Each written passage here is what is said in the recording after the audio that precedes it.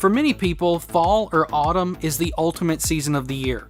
With it comes cooler temperatures and beautiful scenery, but it's also the time period when the very controversial pumpkin spice makes its annual comeback into the marketing strategies of businesses eager to get some of your hard-earned cash. The amount of pumpkin spice items grows each year, and I don't think the hashtag PSL train in particular is stopping anytime soon. Since it's not going anywhere, I broke down, and I finally decided to get some answers about this somewhat mysterious and confusing spice.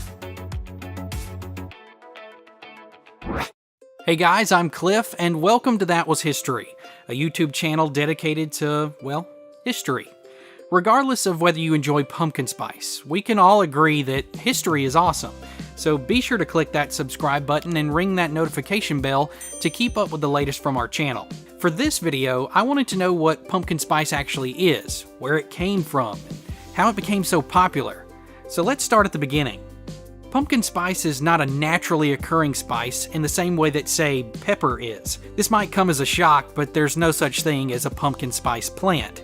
Instead, pumpkin spice is a mix of spices that usually include cinnamon, nutmeg, ginger, cloves, and allspice. These individual ingredients have quite the established history. Most of them can be found in various forms of use as far back as ancient Egypt or ancient China. The baby out of the group is allspice, which was encountered by Christopher Columbus and Spanish physician Diego Alvarez Chanca during Columbus's second voyage to the New World. I'm not claiming that they were the absolute first people to ever use allspice, but their discovery did allow it to become popular during the 16th and 17th centuries as part of European and Mediterranean cuisine. Now, you might have noticed that pumpkin isn't actually in pumpkin spice. I promise there's a connection, despite all of the products you can find these days that have nothing to do with pumpkin. The plant itself is native to North America and quickly became a part of early settlers' diets after they were introduced to it by the Native Americans. There's a reason pumpkin pie is a staple on Thanksgiving after all. It's believed that even the first Thanksgiving might have featured a pumpkin pie that was made by hollowing out a pumpkin and filling it with milk, honey, and spices to make a custard that was then roasted. And therein lies the connection. America's love for pumpkin and pumpkin pie would ultimately produce recipes that required a combination of spices that would help bring in that cozy, warm feeling of fall. Possibly the oldest example we have of this is the one found in the 1796 cookbook American Cookery by Amelia Simmons. Her recipe for pumpkin features nutmeg, ginger, and allspice, among other things. The phrase pumpkin spice wouldn't show up until much later.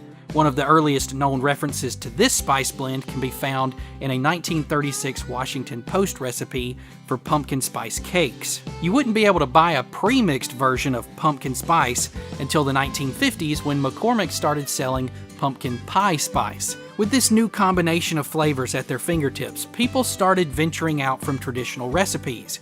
It was innocent at first, with foods such as sweet potato getting a pumpkin spice makeover. But it all started unraveling in the 90s when candles inherited the flavor, followed by America's small coffee shops. Shortly after this, the pumpkin spice king, or queen if you'd prefer, entered the arena. In the early 2000s, Purple Mountain Coffee in Colorado started serving up a pumpkin pie latte.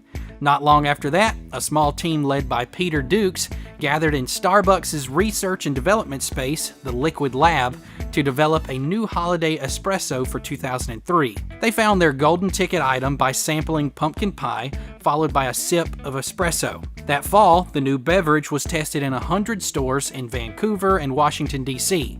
The team immediately knew that they had a hit and released the pumpkin spice latte throughout the U.S. during the fall of 2004. As you can see, 2014 is really the year when the pumpkin spice latte took off. This is also evidenced by the official pumpkin spice latte Twitter account being created in June of that same year.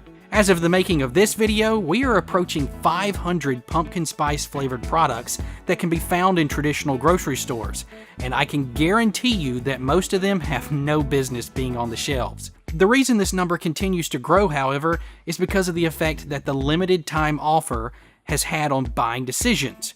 For example, you can usually only get the pumpkin spice latte between late August and January each year.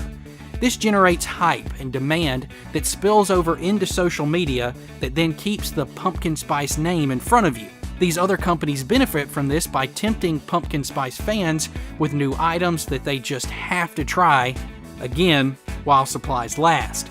There's no telling how far this trend will be taken before it's laid to rest, but this is where I want to hear from you.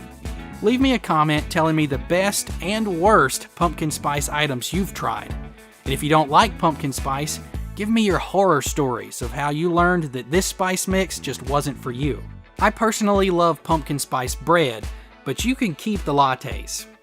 I'm just not interested. Until next time, guys, I'm Cliff Langston. Thanks for watching.